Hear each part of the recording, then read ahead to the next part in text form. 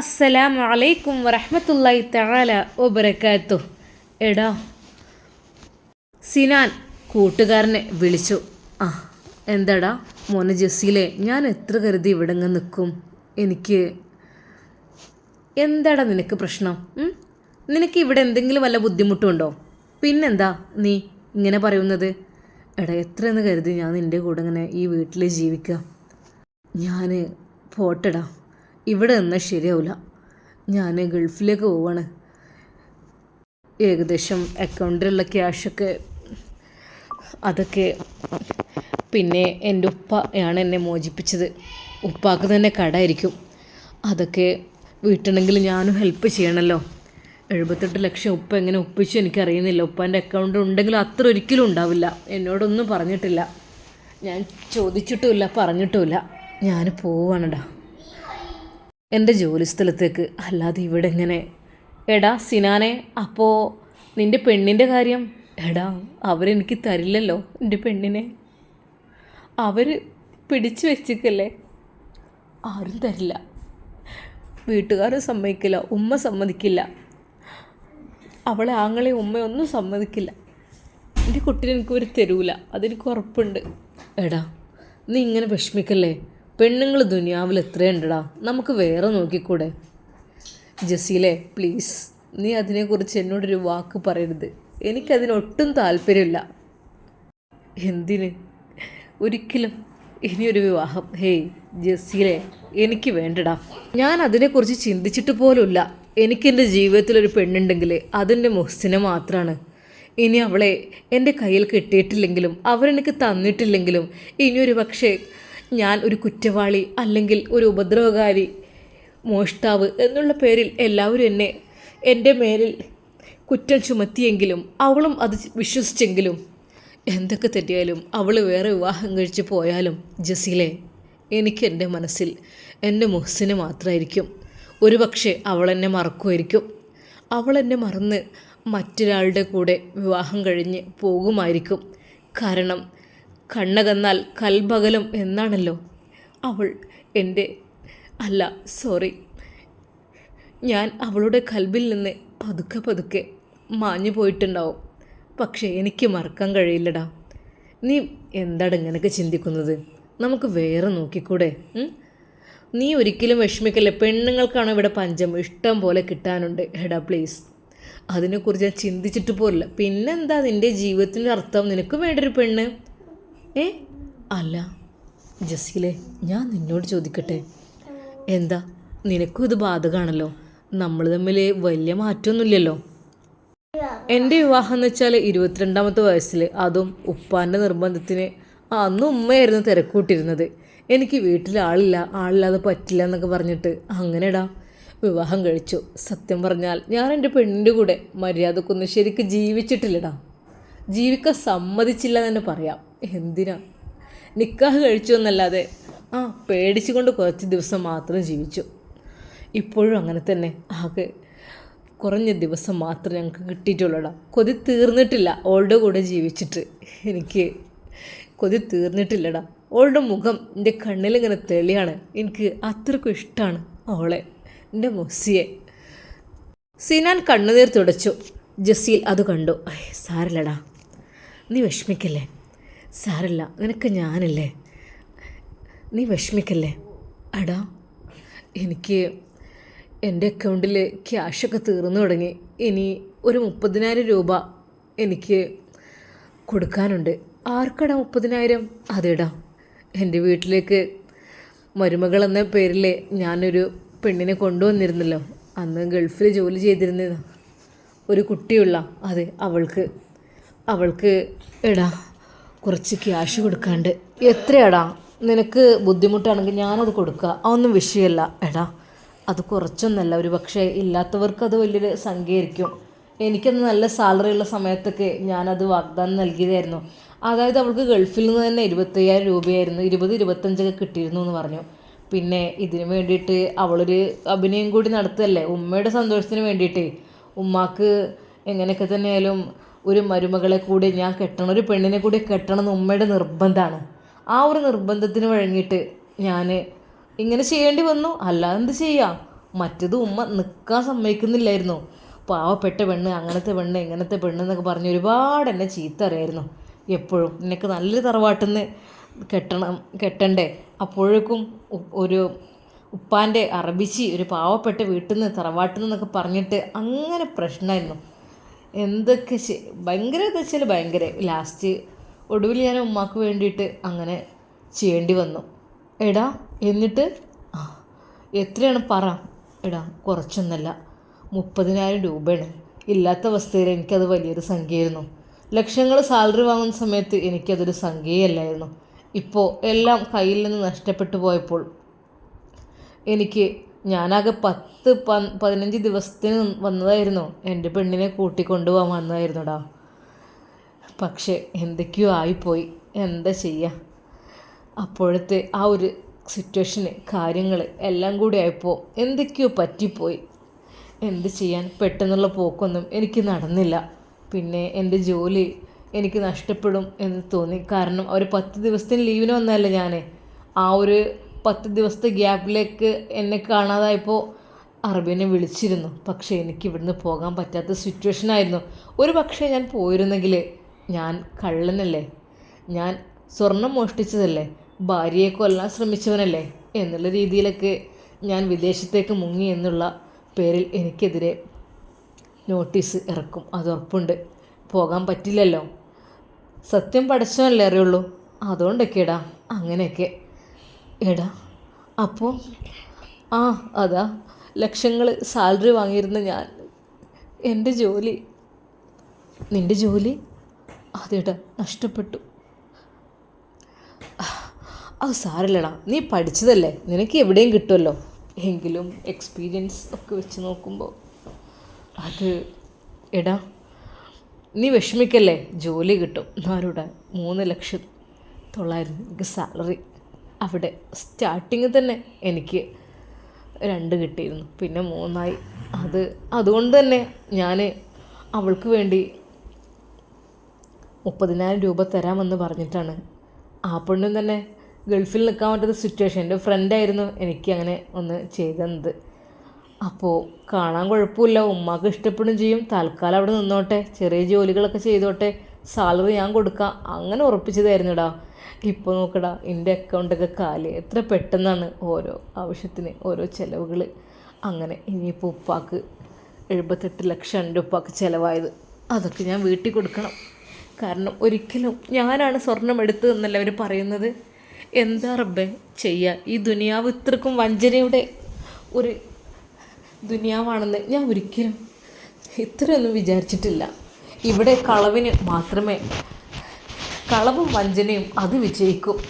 സത്യസന്ധമായി ആരെങ്കിലും എന്തെങ്കിലും പറഞ്ഞു കഴിഞ്ഞാൽ അവിടെ അവരടിച്ചമർത്തപ്പെടും. കളവിന് വിജയമാണ് എപ്പോഴും, കളവ് പറഞ്ഞുകൊണ്ടേയിരിക്കുക. അതാണ് സംഭവിച്ചത്. ഇവിടെ സത്യത്തിന് വിജയമില്ലടാ. ഈ ദുനിയാവെന്ന് വെച്ചാൽ അങ്ങനെയാണ്, പറ്റ മോശമാണ് ദുനിയാവിൽ ജീവിക്കുക. ഇപ്പോഴത്തെ കാലത്ത് ദുനിയാവിൽ ജീവിക്കണമെങ്കിൽ കളവും കള്ളത്തിനും മാത്രമേ വിജയിക്കുള്ളൂ, സത്യം വിജയിക്കൂലടാ. അതുകൊണ്ടല്ലേ എൻ്റെ ജോലി കൂടി നഷ്ടപ്പെട്ടു എന്നുള്ള കാര്യം ഞാൻ അറിഞ്ഞപ്പോൾ എടാ എനിക്ക് എന്ത് ചെയ്യണമെന്നായിപ്പോയി. അറബി അന്ന് എന്നെ വിളിച്ചു പറഞ്ഞു, സിനാൻ എന്താ നീ വരുമെന്ന് പറഞ്ഞിട്ട് വരാതിരുന്നത്? അത് അർബ, എനിക്ക് ചെറിയൊരു പ്രശ്നം. ഇവിടെ കമ്പനിയിലെ ആ ഒരു പോയിന്റിൽ ആളില്ല, അതുകൊണ്ട് അവിടെ ഫ്രീ ആയി കിടക്കുകയാണ്. 10 ദിവസം മാത്രമേ നിനക്ക് ഞാൻ ജോലി ലീവ് തന്നത്. അത് കഴിഞ്ഞ് ഞാൻ പറഞ്ഞല്ലോ 4 മാസം കഴിഞ്ഞ് നിനക്ക് പോകാമെന്ന്. അപ്പോൾ നിനക്ക് തിരക്കായിരുന്നു. തൽക്കാലം ആ ഒരു പോസ്റ്റ് ഒഴിഞ്ഞെടുക്കാൻ പറ്റില്ല, അത്രക്കും അർജൻറ്റായിട്ട് മാനേജ് ചെയ്യേണ്ട ഒരു പോസ്റ്റാണിത്. നീ അത് മാനേജ് ചെയ്യാൻ വന്നില്ലെങ്കിൽ ഞാൻ തൽക്കാലം ആളെ കയറ്റാണ്. എന്താ 2 ദിവസത്തിനുള്ളിൽ എത്തുകയാണെങ്കിൽ ഞാൻ ഒന്നും കൂടെ വെയിറ്റ് ചെയ്യാം. അർപ്പാ വേണ്ട, നിങ്ങൾ കയറ്റിക്കോളൂ, അല്ല എന്ത് ചെയ്യാം. ആ ദിവസം സിനാന് പൊട്ടി കരഞ്ഞു. പഠിച്ചോനെ, എൻ്റെ ഭാര്യയും പോയി, എൻ്റെ ജോലിയും പോയി, എല്ലാം നഷ്ടപ്പെട്ട ഞാൻ. റബ്ബേ എന്തിനാണ് എന്നെ ദുനിയാവിൽ നീ എന്നെങ്ങനെ പരീക്ഷിക്കണം റബ്ബേ. അന്ന് ഞാൻ ഒരുപാട് കരഞ്ഞടാ. ഇപ്പം എൻ്റെ അടുത്ത് ബാലൻസ് ഇല്ല അവൾക്ക് കൊടുക്കാൻ അക്കൗണ്ട്. ഞാനെല്ലാം തിരിച്ചു തരും. ഹേയ് കരയല്ലടാ, അതിനെന്താ, ക്യാഷൊക്കെ ഞാൻ തരാലോ, എൻ്റെ അടുത്തുണ്ട്, ഈ വിഷമക്കല്ലേ. ഏതാണ് അക്കൗണ്ട് നമ്പർ ഒന്ന് താ, അല്ലെങ്കിൽ ഗൂഗിൾ പേ നമ്പർ ഇതാ. അവളുടെ നമ്പർ ഇതാണെടാ, ഗൂഗിൾ പേൻ്റെ നമ്പർ ഇതാണ്, അക്കൗണ്ട് നമ്പർ. നീ പറ്റുന്നുണ്ടെങ്കിൽ ഒരു 10,000 രൂപയെങ്കിലും അയച്ചു കൊടുക്ക്. 30 തൽക്കാലം ഇപ്പോൾ അത് കുഴപ്പമില്ല, ഞാനൊരു 15 അയച്ചു കൊടുക്കാം. അഥവാ നിന്നോട് ചോദിക്കുകയാണെങ്കിൽ പറയണം, പെട്ടെന്ന് നമുക്ക് എന്തെങ്കിലും അഡ്ജസ്റ്റ് ചെയ്ത് കൊടുക്കാം. ഓക്കെ. അന്നതാ ഷാഹിനയുടെ നമ്പറിലേക്ക് ഒരു ഹായ് വരുന്നു. ആരാണിപ്പോൾ ഇത്? ഗൂഗിൾ പേയിൽ ഒരു മെസ്സേജ് അയച്ചത്. ഇത് എന്താ, ജസീൽ ഒറ്റകത്തോ? ആരാണാവോ? അവൾ തിരിച്ച് അങ്ങോട്ടും, ആരാണ്? ഞാൻ സിനാൻ്റെ ഫ്രണ്ടാണ്. അതായത് അവന് അവൻ്റെ സിറ്റുവേഷൻ കുറച്ച് മോശമാണിപ്പോൾ. അപ്പോൾ തൽക്കാലം ഞാൻ ഇതിലേക്കൊരു 15,000 രൂപ വിടുന്നുണ്ട്. എന്തൊക്കെ തന്നെയാലും ബാക്കി എന്തായാലും തരുന്നതാണ് പെട്ടെന്ന്. ഇത് തൽക്കാലം നിങ്ങളുടെ ഈ മാസത്തെ സാലറി തരാത്തത് കൊണ്ട് എന്നോടൊന്ന് അഡ്ജസ്റ്റ് ചെയ്ത് വിട്ടുകൊടുക്കാൻ പറഞ്ഞതാണ്. ഓ അങ്ങനെ. എല്ലാ മാസവും 30,000 തരാമെന്ന രീതിയിലായിരുന്നു സിനാൻ്റെ കരാറ്. പക്ഷേ ഇപ്രാവശ്യം അത് പകുതിയായി കുറഞ്ഞു. ഷാഹിനക്ക് ശരിക്കും എന്തൊക്കെയോ തോന്നിപ്പോയി. ഞാൻ ഇവിടെ കഷ്ടപ്പെട്ടിങ്ങനെ നിൽക്കുന്നത്. പക്ഷേ ഇവർ ഉമ്മാൻ്റെ സ്വഭാവം വെച്ച് നോക്കുമ്പോൾ ആ മക്കളൊക്കെ പാവങ്ങളാണ്. എങ്ങനെയെങ്കിലും ആ മക്കളെങ്ങനെ രക്ഷിക്കണം. കുഴപ്പമില്ലല്ലോ, ഭക്ഷണമൊക്കെ എനിക്ക് ഇവിടെ ഉണ്ടല്ലോ, താമസ സൗകര്യമുണ്ട്. പിന്നെ വീട്ടിലേക്ക് ചിലവിന് അയച്ചു കൊടുക്കാൻ ഒരു 10 രൂപ അയച്ചു കൊടുക്കാം. മറ്റേത് കുറച്ച് ഞാൻ 15 ഒക്കെ അയച്ചു കൊടുക്കാറുണ്ട്, 20ഒക്കെ. ഇപ്രാവശ്യം അത്ര കൊടുക്കാം. എനിക്ക് പിന്നെ അത്രയൊന്നും ചിലവില്ല. റീചാർജിൻ്റെ ക്യാഷ് അതൊക്കെ വരുന്നുള്ളൂ. പിന്നെ നാട്ടിലേക്കൊന്നും ഞാൻ വല്ലപ്പോഴൊന്നും അങ്ങനെ പോവാറുമില്ല. ഞാനിങ്ങനെ വീഡിയോ കോളൊക്കെ ചെയ്ത് കാണാമെന്നല്ലാതെ ഗൾഫിൽ ജീവിക്കുന്ന രീതിയിൽ തന്നെയാണ് ഞാൻ ഇവിടെയും ജീവിക്കുന്നത്.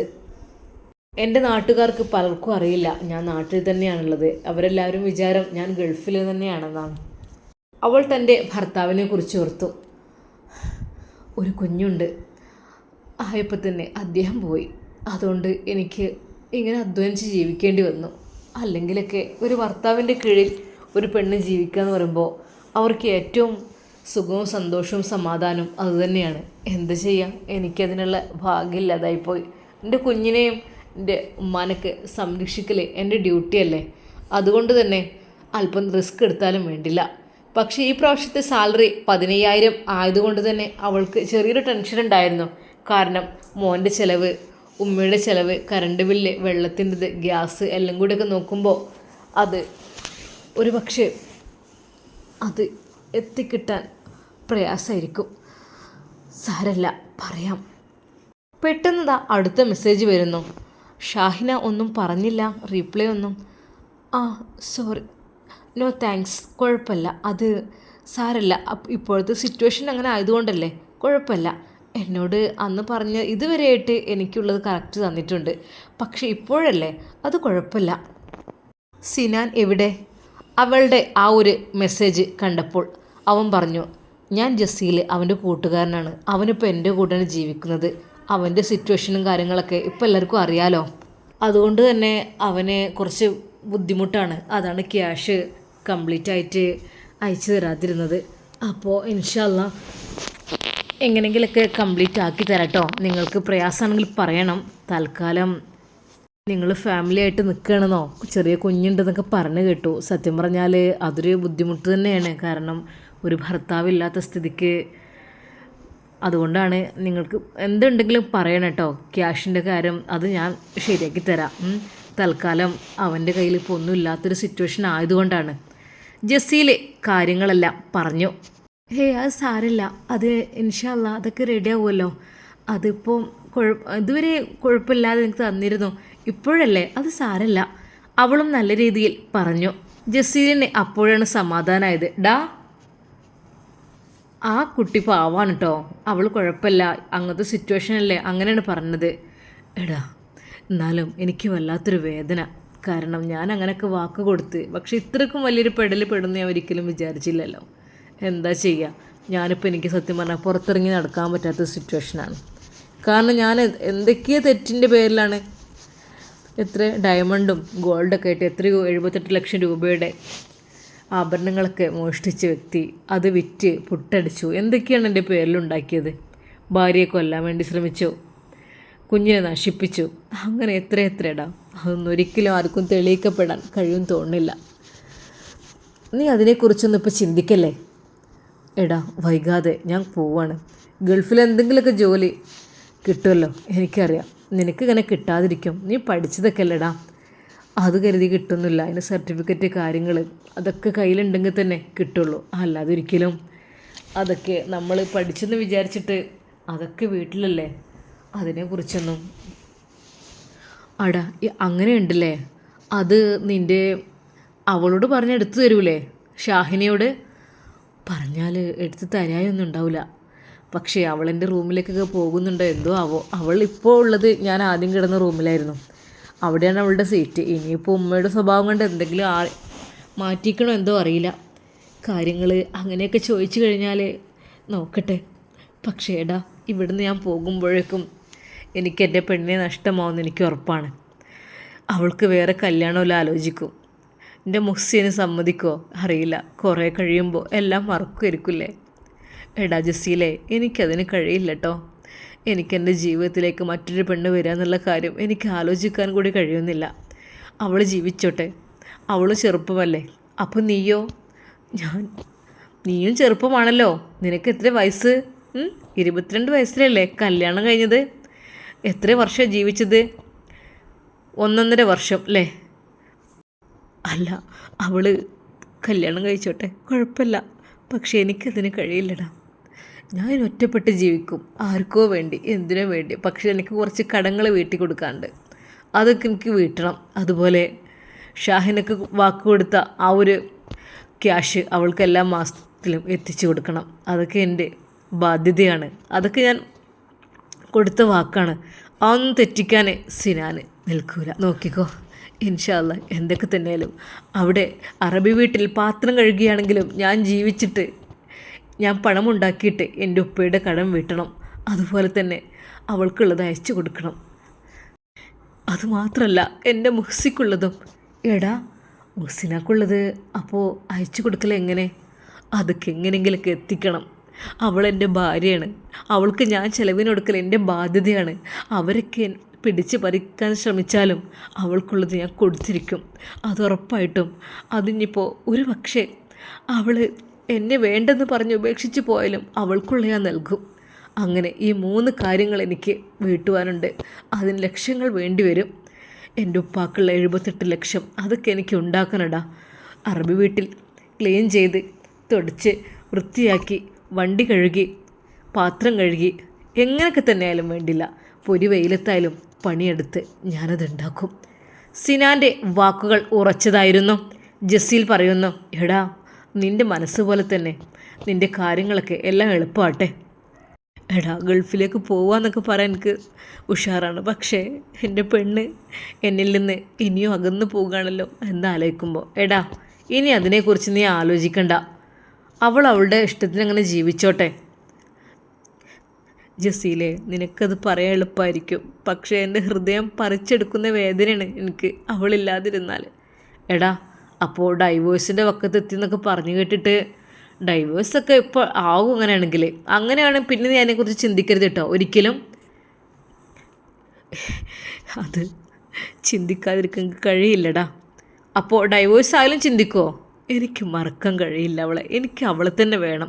എനിക്ക് അവളെ കൂടെ ജീവിച്ച് കൊതി തീർന്നിട്ടില്ല. എനിക്ക് അവളെ അത്രയ്ക്കും ഇഷ്ടമാണെടാ. എനിക്കൊരിക്കലും അവളില്ലാതെ. ഹേയ് എടാ, നീ ഇങ്ങനെ ചിന്തിക്കല്ലേ. അവളൊക്കെ വേറെ ഭർത്താവിൻ്റെ കൂടെ പോകാൻ സമയമായി തുടങ്ങി. അവരെ വീട്ടുകാരത് ചെയ്യും, അതുറപ്പാണ്. അല്ലാതെ നിന്നെ പോലെ ഇങ്ങനെ ആലോചിച്ച് എൻ്റെ മുസ്തി അങ്ങനെ ചെയ്യും നിനക്ക് തോന്നുന്നുണ്ടോ? നിനക്ക് തോന്നുന്നുണ്ടടാ? പെണ്ണുങ്ങളല്ലേ, കുറേ കഴിയുമ്പോഴൊക്കെ മനസ്സ് മാറും. അറിയില്ല, അവളങ്ങനെ പോവുകയാണെങ്കിൽ പോയിക്കോട്ടെ. എന്നാലും ഞാൻ പ്രാർത്ഥിക്കണേ, പഠിച്ചോനെ അവൾക്ക് നീ നല്ല ജീവിതം കൊടുക്ക്. അവളെ നീ വിഷമിപ്പിക്കല്ലേ. അല്ലാ അവൾക്ക്. പക്ഷേ മറ്റൊരുത്തൻ്റെ കൈകളിൽ അവളെ ഏൽപ്പിക്കാൻ അതെനിക്ക് സഹിക്കില്ലടാ. അവൾ എൻ്റെ പെണ്ണല്ലേ, എൻ്റെ പെണ്ണെങ്ങനെ അത് ചെയ്യോ? സിനാന് പൊട്ടിക്കരഞ്ഞു. ഡാ കരയല്ലേ, എന്തെങ്കിലുമൊക്കെ വഴിയുണ്ടാവും, ഈ വിഷമിക്കല്ലേ. ഇല്ലടാ, എന്ത് വഴി? ഇനി ഒരിക്കലും അവളുടെ ആ പൂമുഖം എനിക്ക് കാണാൻ കിട്ടില്ല. അതെനിക്ക് സമ്മതിക്കില്ല ആരും, അതുറപ്പാണ്. സിനാൻ ഒരു ഭ്രാന്തനെ പോലെ കരയുകയാണ്. എൻ്റെ മുഹ്സി മോളെ, പൊന്നു മോളെ, ഇക്കാൻ്റെ കുട്ടി എവിടെ? എനിക്ക് കാണണം, എനിക്ക് കണ്ടുകൊണ്ടിരിക്കണം. എൻ്റെ പൊന്നു മോളെ, ഒരു വട്ടം എങ്കിലും എനിക്ക് കണ്ടിട്ട് മരിച്ചാൽ മതി. പൊന്നു മോളെ, എന്താടാ നീ ഇങ്ങനെ? നീ കരയല്ലേ ഇങ്ങനെ? എന്താ നീ കൊച്ചു കുട്ടികളെ പോലെ? എടാ ജസീലെ, നിനക്കറിയില്ല വേദന. എൻ്റെ ഹൃദയം വല്ലാതെ പിടക്കുകയാണ്. അവളെ ഒന്ന് കണ്ടിരുന്നെങ്കിൽ, അവളോടൊന്ന് പൊട്ടിക്കരഞ്ഞ് അവളോട് കാര്യങ്ങളൊക്കെ ഒന്ന് പറഞ്ഞിരുന്നെങ്കിൽ. പക്ഷേ സമ്മതിക്കുന്നില്ലല്ലോ, ആരും സമ്മതിക്കുന്നില്ല ഒന്നിനും. എന്തിനാണ് റബ്ബേ ഞങ്ങളെ ഈ ദുനിയാവിൽ ഇങ്ങനെ വേർപ്പെടുത്തി നിൽക്കുന്നത്? അല്ലാ, ദുനിയാവിൽ എനിക്ക് ഒരുമിക്കാൻ കഴിഞ്ഞിട്ടില്ലെങ്കിലും നാളെ ആഖിറത്തിലും റബ്ബേ എനിക്കെൻ്റെ ആ പെണ്ണ് തന്നെ മതി. എനിക്ക് ദുനിയാവത്തെ ജീവിതം കിട്ടിയില്ലെങ്കിൽ എനിക്ക് ഓൾക്കും സ്വർഗത്തിൽ നാളെ ജീവിക്കണം. അല്ലാ, അതിനെങ്കിലും നീ വിധി കൂട്ട്. അങ്ങനെയാണെങ്കിൽ നീ എന്നെ അങ്ങ് കൊണ്ടുപോയിക്കോ. അല്ലാ, ദുനിയാവിലെ ഓളില്ലാത്തൊരു ജീവിതം എനിക്ക് വേണ്ട. സിനാന് കരയുകയാണ്. കരയല്ലടാ, അവൻ ആശ്വസിപ്പിക്കുന്നു. പഠിച്ചോ എല്ലാം കാണുന്നുണ്ടല്ലോ നിൻ്റെ കണ്ണീര്. പഠിച്ചോ പറഞ്ഞിട്ടുണ്ടല്ലോ, നിങ്ങൾക്ക് താങ്ങാൻ കഴിയുന്ന അതിനപ്പുറമുള്ള വിഷമങ്ങൾ നിങ്ങൾക്ക് തരില്ലാന്ന്. ഒരു സമയത്ത് നിങ്ങൾ വിഷമിച്ചാൽ പിന്നീടൊരിക്കൽ നിങ്ങൾക്ക് സന്തോഷം ഞാൻ തരുമെന്ന് പഠിച്ചോൻ പറഞ്ഞിട്ടുണ്ടല്ലോ. നീ ക്ഷമിക്കടാ, എന്തെങ്കിലുമൊക്കെ വഴി ഉണ്ടാകും. ഇല്ലടാ, എന്ത് വഴി ഇനി? അതൊക്കെ അടച്ചു കഴിഞ്ഞു, എല്ലാ വഴിയും അടച്ചു. എന്നിൽ നിന്ന് അവളെ പിടിച്ച് പറിച്ച് മാറ്റുകയാണ് എല്ലാവരും കൂടെ. പ്രത്യേകിച്ച് എൻ്റെ ഉമ്മ സമ്മതിക്കൂലടാ. എൻ്റെ ഉമ്മ ഒരിക്കലും അവളുടെ കൂടെ ജീവിക്കാൻ. എന്താ ചെയ്യുക? എടാ സാരല്ല, അതൊക്കെ ശരിയാവും. പഠിച്ചവനല്ലേ വലുത്. നീ പഠിച്ചവനോട് പറ. എനിക്ക് എന്താടാ നീ വെള്ളം കുടിച്ചേ? നീ ഒരുപാടങ്ങ് കരഞ്ഞു. നിൻ്റെ മുഖമൊക്കെ എന്താ റബ്ബേ ഇങ്ങനെ? ഇത്രമാത്രം എന്താ നീ ഇങ്ങനെ കരഞ്ഞത്? എന്തിനാണ് ഇങ്ങനെ കരയുന്നത്? എനിക്കവളെ കാണണടാ, എനിക്കവളെ കണ്ടേ തീരൂ. എടാ എങ്ങനെ കാണാനാ? നീ വിചാരിച്ചാൽ എന്തെങ്കിലുമൊക്കെ വഴിയുണ്ടാകും. എനിക്ക് പ്ലീസ്, എനിക്കൊന്ന് അവളെ കാണാൻ ഒരു അവസരം. എടാ ഞാൻ എന്താ ചെയ്യുക? എങ്ങനെയായാലും വേണ്ടില്ല, എനിക്കവളൊന്ന് കാണണം. എനിക്കവളുടെ മുമ്പിലൊന്ന് പൊട്ടിക്കരയണം. അതിനു വേണ്ടി നീ ഒരു ചാൻസ് ഒരുക്കി തടാ. എന്താ നീ പറയുന്നത്? അവിടേക്ക് നമുക്ക് പ്രവേശനമുണ്ടോ? ഒരിക്കലും ഞാൻ അവിടെ പോയി കാര്യങ്ങളൊക്കെ സംസാരിച്ചു. സിനാൻ നിരപരാധി എന്നൊക്കെ പറഞ്ഞിട്ടും അവർക്ക് എന്തൊക്കെയൊരു ഭയം, ഒരു പേടി. പിന്നെ അവർക്ക് അവരെ മകളുടെ ജീവനല്ലേ, ആരൊക്കെ എന്തൊക്കെ പറഞ്ഞ് ധരിപ്പിച്ച് അവരെ നിർത്തിയിരിക്കുകയാണ്. അതുകൊണ്ട് തന്നെ നിന്നെ അവർക്ക് വലിയൊരു വിശ്വാസം പോരടാ. അങ്ങനെയാണ്. ഞാനന്ന് അവിടെ പോയിരുന്നല്ലോ. എന്തായാലും വേണ്ടില്ല, എനിക്കെൻ്റെ പെണ്ണിനെ ഒന്ന് കാണണം. ഓളെ മുഖം കണ്ടിട്ട് എനിക്ക് മരിച്ചാൽ മതി. അല്ലാ. സിനാൻ കരഞ്ഞുകൊണ്ട് പറഞ്ഞു, നീ വിഷമിക്കലടാ, നമുക്ക് വഴിയുണ്ടാക്കാം. ജസീൽ അവൻ്റെ പുറത്ത് തട്ടി ആശ്വസിപ്പിച്ചു. ഇൻഷാ അല്ലാ, നമുക്കിതിൻ്റെ ബാക്കി ഭാഗം നാളെ കാണാം. അതുവരേക്കും എല്ലാവർക്കും അസ്സലാമു അലൈക്കും വറഹ്മത്തുള്ളാഹി തആല വബറകാതുഹു.